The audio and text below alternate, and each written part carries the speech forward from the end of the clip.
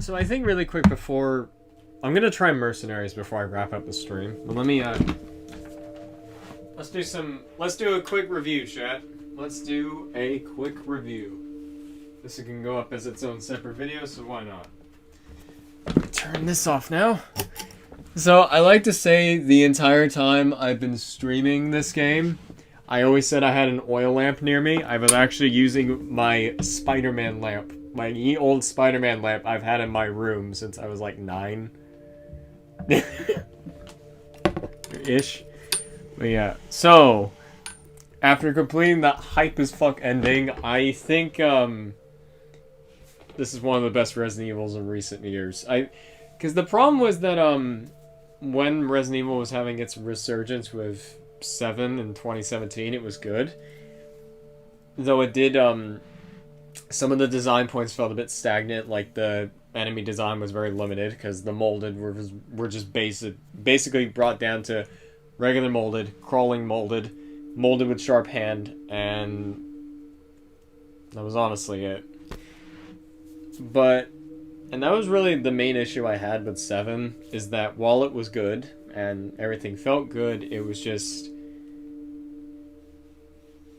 you know, it's just, you can't have a game like that in first person only work with like 4 enemy types. This is not counting bosses.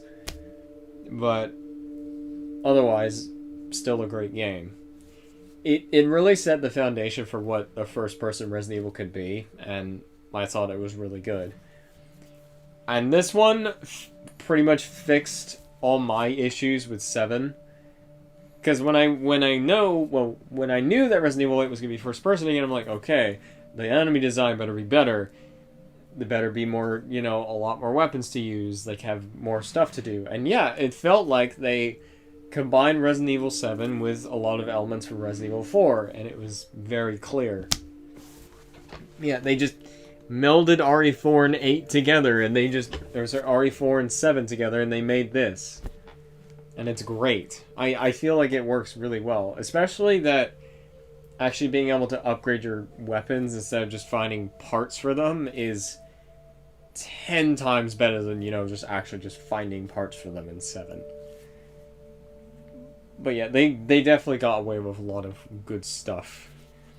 And I can't remember who asked earlier, but I definitely think the bosses are great. The first one, I won't spoil anything, but first boss against you know, internet loves her, but first boss against her, she's great. I loved that. And what else? Trying to remember. What's her face's section with oh my god.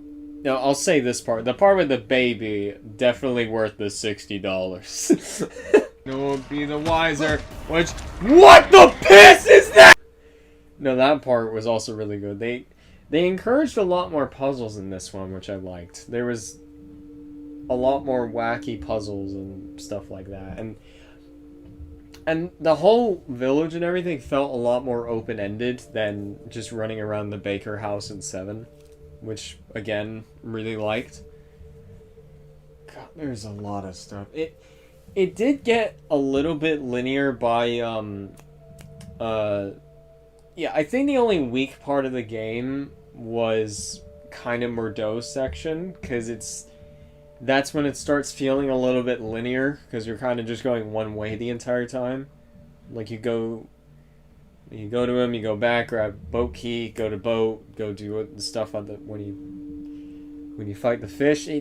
That's the only linear part of the game. And it's just when Resident Evil becomes linear, it's just, you know, really one-sided, and there's not much you can do. So that's why Resident Evil's at its greatest strength, when you're able to run around and figure out puzzles for things, grab items you need for puzzles that you couldn't fix earlier, that kind of stuff. And I think the castle and, you know, the house, the best bits. Especially as well as Heisenberg's factory, that is also a really great bit. Especially near the end, because that pretty much puts everything together. And yeah, just the fact that they also put a merchant in really helps. The Duke is really great. It's a lot better having a character sell you stuff than just, again, like just finding parts around the world, which again was one of my greatest pet peeves with 7. But God, this village has a lot more character than 7. It feels like they had, like, after 7 they were really testing the waters for what they could do with the first person stuff, and they're like, all right, let's go all out now.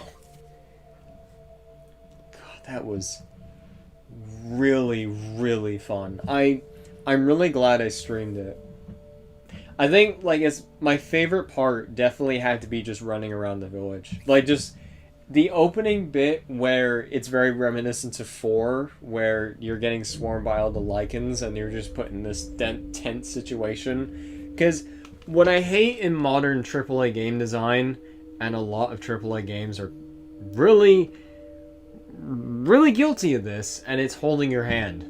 They're most like a lot of AAA produced games, you know, I would, the only thing I can closely reference is stuff like Last of Us and Horizon, all these like big AAA games that are, you know, blockbuster type games. They hold your hand a lot and they tell you like what to do in tutorials and things. Like Doom Eternal, they get, like, every time you get a new weapon, you stop. You have to learn the weapon. You're done. The opening to RE4 and this are almost exactly the same. You're put into the beginning. You're dumped into the village. Have fun, idiot! I like games when they do that. They just let go of your hand and just go. Live to win till you die. The opening bit just sells the game's tone. It's amazing. It's just a first-person Resident Evil 4. It's great. But yeah, looking back on the nearly 10 hours that I've played, I freaking love it. I think it's definitely going to become one of my new Resident Evils now. Even though I am, even though Resident Evil 3, the original one, is my favorite, and, you know, the remake had some cut corners in it, I still like it for what it is. I really wish they could go back and update it, but, no, dude, freaking hell. Village has surprised me in so many ways, and I'm really glad that I got really lucky and got a PS5 for this. Because when I found out this was going to be on PS5, I was like, man, it'd be cool to get a PS5 and have this be my first actual PS5 game. And I'm really glad it is. This game is going to stick with me for a while, and I can see myself replaying it for a long time. God, let me put this back. No, God. I'm trying to also think of anything bad. Really trying to think of anything bad. Okay, I think the only thing that's close to being bad is not being able to, like, the castle being completely locked off after you do the first boss fight. I don't quite get that, because you miss a bunch of stuff, but, what can you do, I guess? But, I mean, other than that, I can't think of anything. Yeah, it's like that, like Devil May Cry 5. It's hard to think of anything that, like, either pissed me off or was actually bad. Because I was worried the game was going to get pretty linear by halfway through, because it was starting to feel like that until Heisenberg's section came up, and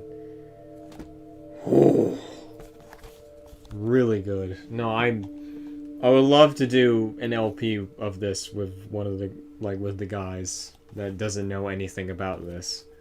Like, say, maybe Lucas or something. I don't know.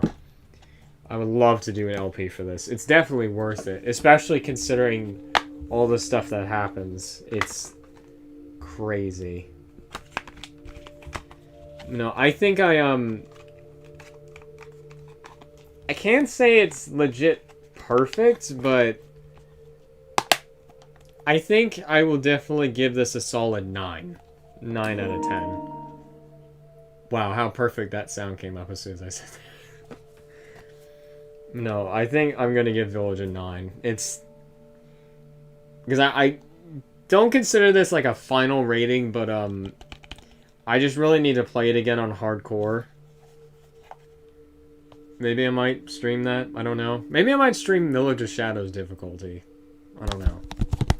Stuff to think about. I definitely want to platinum this. That's for sure. But, yeah. I think that's my review for Resident Evil Village. Definitely worth $60. And also the fact that Capcom made that $60 on PS5. Salute. Because that did not need to be $70 just to be worth the price. Yeah. Wow, my controller's almost dead. Didn't find all the fish. Yes, you're right!